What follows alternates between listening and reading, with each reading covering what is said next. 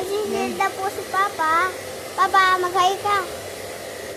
Papa, ayun na po si tatay. Nagsisilid na. Para i-deliver na. I-deliver na kasi. Yan.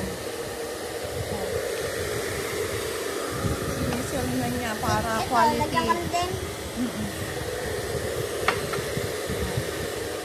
May mga nakabang pa para naman sa coconut oil. Sa mga nagtatanong, may nagtatanong kasi ano daw pinagkaiba ng palm sa coconut. Ang palm po ay ginagamit pang deep fry. Ang coconut, mga panggisa-gisa. Panggisa-gisa. Pero pareho lang ding mantika. Yung iba, ganun. Sabi, pareho lang ding mantika yan. Mga kaprito rin yan. Papa, nga pa. May difference din sa price. May difference sa price niya. Mas mahal ang coconut. May matching sayaw pa, ha?